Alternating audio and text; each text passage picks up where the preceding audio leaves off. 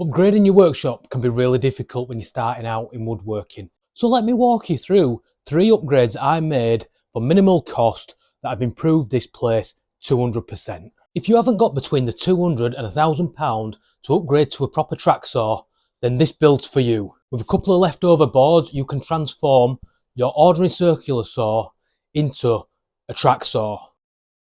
The first thing you're going to need is 2 lengths of old board. Here I have an offcut of a desk, so I've got 2 melamine boards. So you need one that's shorter and fatter and one that's long and slim. This means once you've glued and screwed them together, you'll have one that can act as a fence even when the cut's finished. Keeps your saw nice and straight. Now that you've got this fence, you can run your saw along the length to cut the fatter one to size. This will mean that your blade will end up being exactly where you have your cut lines. This cuts down on the amount of measuring and thus time saved in all your builds. Now it's really important that you knock down those edges with a bit of sandpaper because you want a nice straight crisp line to help you with your cut. Now there is one problem I ran into using melamine board.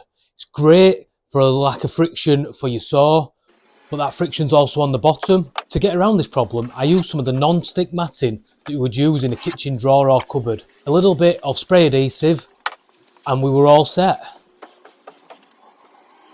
And now it's time for a test run. And what better thing to test this on than a nice long tabletop?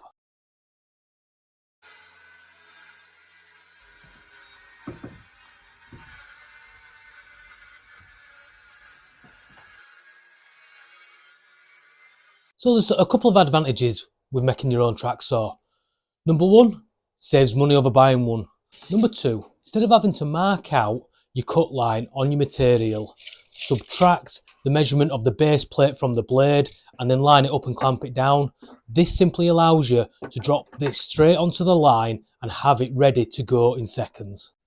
So guys, tell me what your favourite upgrade project is down in the comments. I'd be interested to find out what projects you've got up to in your own workshop. And whilst you're down there, if you're enjoying what you're seeing, boot that like and subscribe button. It really helps out a small channel like mine. So now that we've upgraded to a track saw for free, it's time to work on the router. What can we do to improve this rudimentary table that I've made? For me, it's about making it into a table lift and saving the £250 which it costs to buy one. Now the placement of this router table is quite straightforward. I want it to go in the middle of my multifunctional bench that houses my table saw and other tools. But you could quite easily sink it into a countertop or any of your workbench area. Now job 1 is to mark out where I want to cut. I need to chop this side of my bench into thirds, with the middle portion being for the router. Right, now I've got my cuts done. Screwed down my 2 outer pieces again. That leaves this removable. I've got 2 battens of wood, one each side, so it just rests on nicely. Now once that's in place, we flip the piece upside down and we mark out where we want our router to be, including making the centre hole. Once I've swapped out the spade bit, it's a small drill bit to make some pilot holes for the screws that are going to hold it all together. Flipping the piece upside down, I can now screw on the router. I like to do a test fit at every stage. Stops you getting towards the end and finding that you've got a major problem. This fit nice and snug, and as you can see, the router bit fits nicely through the hole that I've made. There was one slight problem though. The router bit didn't come through very far. So it's back to flipping the piece upside down, and I'm going to route out a bit of a rebate just to take away some of the thickness of the workbench. The corded router from Parkside made short work of this. So to make the mechanism work, we're going to use a bolt, an extender nut and some of this threaded bar. It's going to be attached to a piece of wood at the bottom, and that's going to lever against a couple of metal bars that are going to go across the handle. And here's where we are now. As the nut tightens, it pulls the bars down, which plunges the router, making the bit stick further up through the table. To finish off, I've put a cable tie around the power switch. I picked this router specifically because it doesn't have a no volt return system, meaning that I can use the power switch on the plug socket to turn it on and off. Time for a test run, and I'm glad to say that this is working perfectly.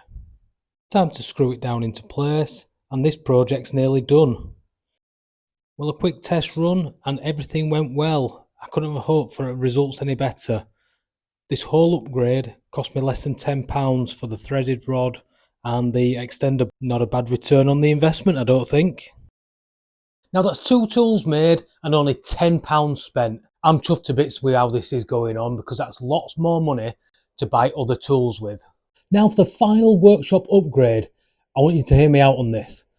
My best upgrade in this shop is neither of those other 2 tools. It's actually this wall behind me.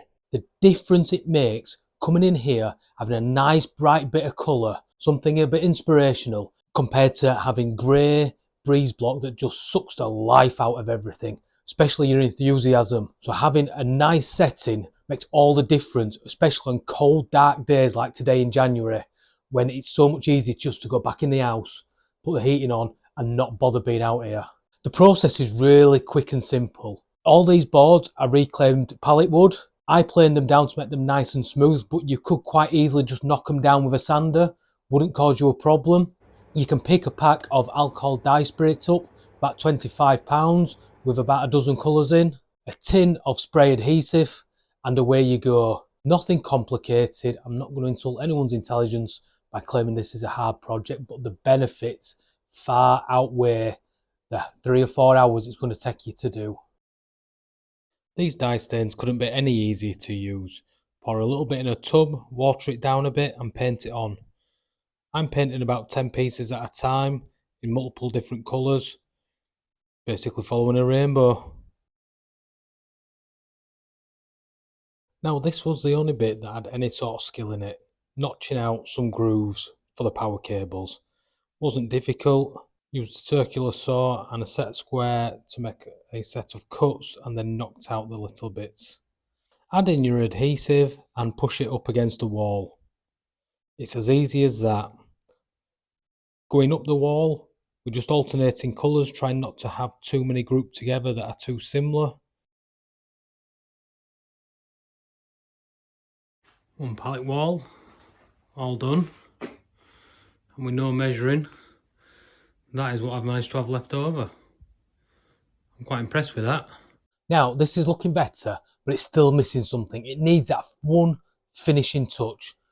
Let's see what we can get. Now, coming back to that wire that I mentioned earlier, I thought, why not go the full 9 yards and make my logo and make it stand proud from the wall with some lighting behind it.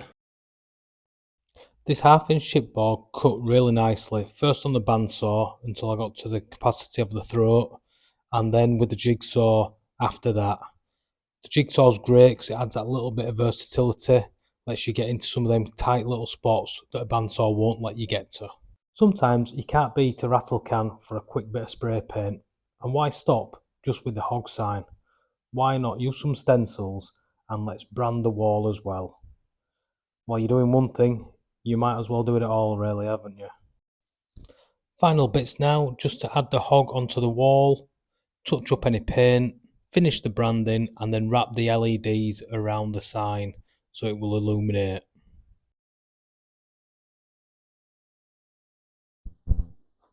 And there we go guys, 3 workshop upgrade programs suitable for any workshop that's going to bring you value. In total, I've spent around £50 on these 3 projects. So if you've enjoyed this video, before you leave, consider hitting that subscribe button down on this side.